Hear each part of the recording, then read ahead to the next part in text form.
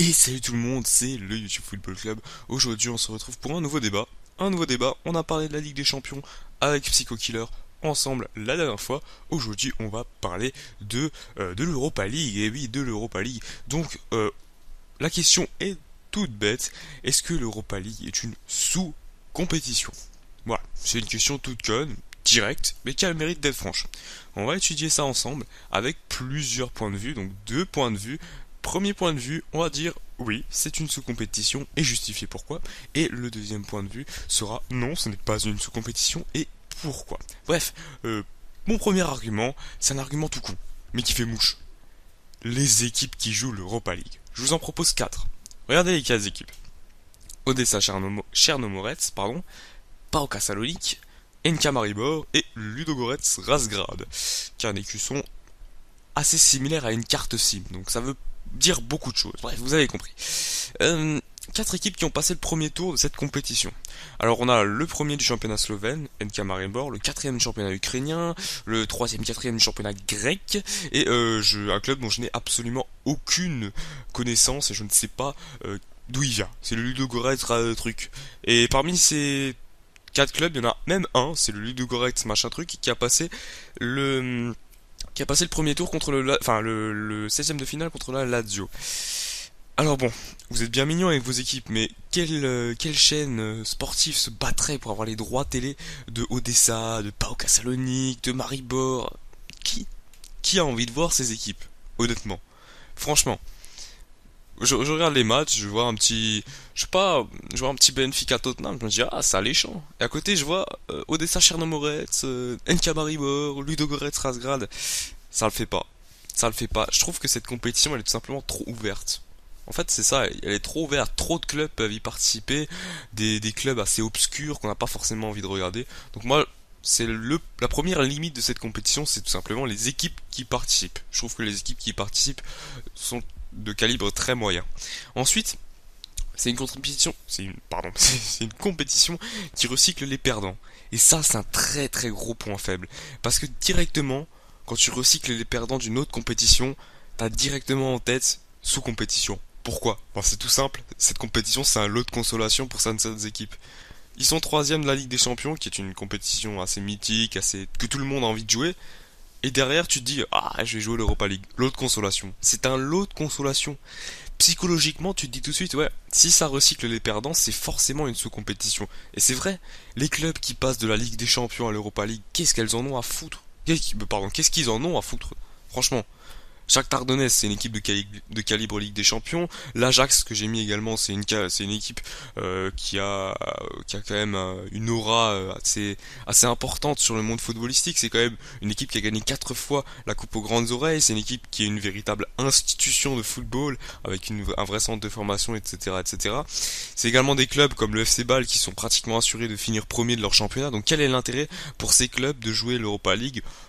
J'en vois pas. Franchement, ils se disent bon, on joue la Ligue des Champions très souvent, pourquoi on jouerait l'Europa League? Et ce petit détail-là, le fait que ça recycle des perdants, c'est un gros point faible et c'est surtout la preuve que cette compétition est peut-être une sous-compétition. Pour finir, on va parler pognon, on va parler oseille. Les bénéfices que les clubs peuvent faire en faisant des bons parcours dans cette compétition. Alors, vous voyez les chiffres, je vais pas vous les dire, mais déjà rien que la participation à l'Europa League est quand même 10 fois, voire 11 fois moins, rémunérée que une participation à la Ligue des Champions qui elle est à 7 millions, on est à 640 000 pour l'Europa League, c'est dérisoire, mais analysez seulement, on va comparer maintenant combien gagne le vainqueur de l'Europa League et combien gagne un club qui arrive en huitième de la Ligue des Champions. Un club qui arrive en huitième de la Ligue des Champions touche 3 millions pour son arrivée en en huitième. Un club qui fait un parcours incroyable en Europa League va toucher 3 millions, soit la même chose. En fait, si vous gagnez l'Europa League, vous avez gagné la même chose que si vous avez passé le premier tour. Le premier tour de la Ligue des Champions. Tout est dit. Tout est dit. Vous passez les deux premiers tours, vous arrivez en huitième de l'Europa League, vous gagnez 500 000, 200 000 plus 300 000. Combien vous gagnez en Ligue des Champions? 3 millions. Soit 6 fois moins. C'est triste à dire, mais Quel est l'intérêt financier pour des clubs comme Manchester City qui l'avait déjà joué, ou des clubs comme, je sais pas, cette année il y a quoi, il y a Tottenham qui est un club puissant, Benfica, quel est l'intérêt pour ces clubs-là de ramasser une somme aussi médiocre en argent?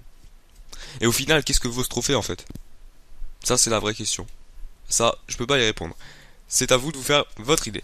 Bref, ça c'était la partie où je mets un petit peu en avant la thèse que l'Europa League n'est pas forcément une compétition très alléchante. Maintenant, on va passer au côté plus positif.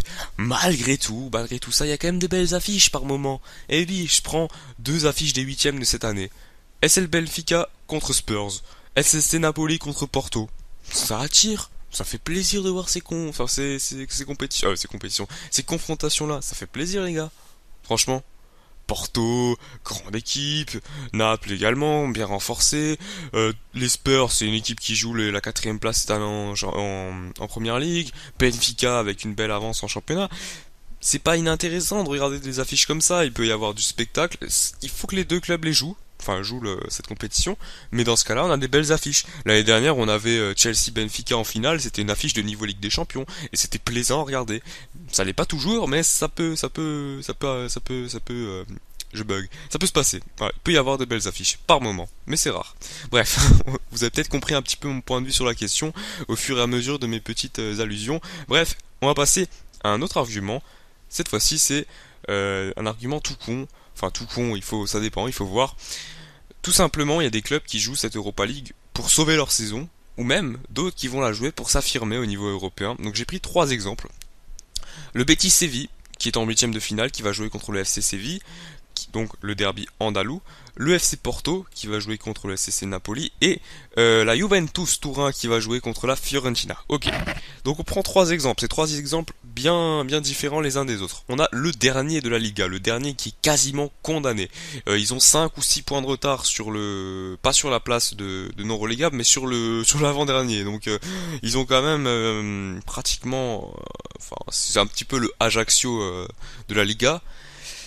Donc voilà, ils sont en huitième de l'Europa League. Ils se disent, tiens, on va peut-être faire un truc. Voilà, on va sauver notre saison. On va se dire, allez, on va essayer d'aller loin pour vraiment, pour donner quelque chose à la saison, pour donner quelque chose aux supporters malgré la période difficile, malgré les mauvais résultats sportifs. En championnat, on va essayer de faire quelque chose dans cette coupe. Et on peut y arriver. Donc voilà. C'est le dernier de Liga. Ils sont encore en course. Ils vont jouer à l'EFC Séville. Question d'honneur, il faut gagner. Bref, pourquoi pas? Pourquoi pas? C'est un moyen de sauver sa saison dans ce cas-là. L'autre exemple pour sauver sa saison, c'est le FC Porto. Le FC Porto, c'est pas pareil que Betis Séville, c'est pas un relégable, mais c'est une équipe qui est troisième, qui a 9 points de Benfica, le leader, qui est véritablement dans une mini-crise, qui est entré dans une mini-crise, on va dire. Il n'y a plus vraiment de résultats. En championnat, ils enchaînent les contre-performances. Première défaite à domicile depuis 5 ans. Vous vous en rendez compte? C'est un club qui est qui est un peu à la traîne au Portugal. Ils sont troisième, c'est pas une place qu'ils ont l'habitude de côtoyer. Et voilà, Porto, comment dire, Porto va jouer cette Europa League pour vraiment donner une valeur ajoutée à leur saison. C'est pas la sauver, parce qu'elle est pas nulle leur saison, ils sont troisième du Portugal, c'est pas ridicule, mais c'est pour vraiment donner une valeur ajoutée à leur saison. Les années précédentes, ils gagnaient le titre, ben, cette année, au lieu de gagner le titre, ils vont faire troisième plus Europa League, c'est leur objectif.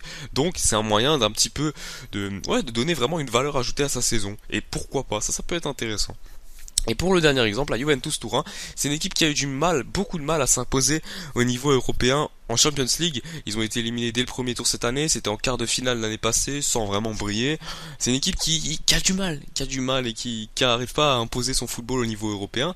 Ils ont une finale à Turin, dans leur stade, donc pourquoi pas aller jusqu'en finale et s'affirmer sur le football européen. Même si cette compétition, c'est une entre guillemets sous-compétition au niveau des clubs, c'est toujours un moyen de s'affirmer et de passer un cap. C'est vraiment ça l'idée, c'est passer un cap, gagner une coupe pour ensuite se projeter plus loin, une coupe européenne bien sûr. Donc c'est un exemple qui peut être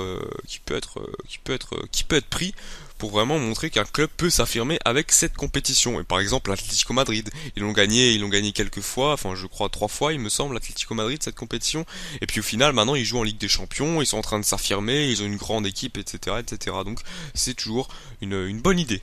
Bref, j'espère que ça vous a plu, mon argumentation vous a plu. Maintenant on va passer à la conclusion. Donc j'ai fait un petit résumé Alors en rouge les arguments contre et en bleu les arguments pour. Donc trop d'équipes d'un niveau moyen faible, ça c'est le premier argument que j'ai mis en place. Je trouve que en fait cette compétition est trop ouverte à des troisièmes du championnat ukrainien, un troisième du championnat roumain, enfin des trucs on s'en fout quoi, on a envie de dire mais on s'en fout de voir le quatrième du championnat ukrainien. Donc voilà, tout simplement. Je trouve qu'elle est trop ouverte cette compétition. Elle est pas assez intéressante économiquement pardon, ça c'était le troisième argument. Il n'y a pas assez de bénéfices, donc pour un club qui aurait besoin de liquidité, ça peut toujours être intéressant, mais pour un club qui est puissant financièrement, il n'y a aucun intérêt à aller gagner la Ligue des Champions, l'Europa League pardon.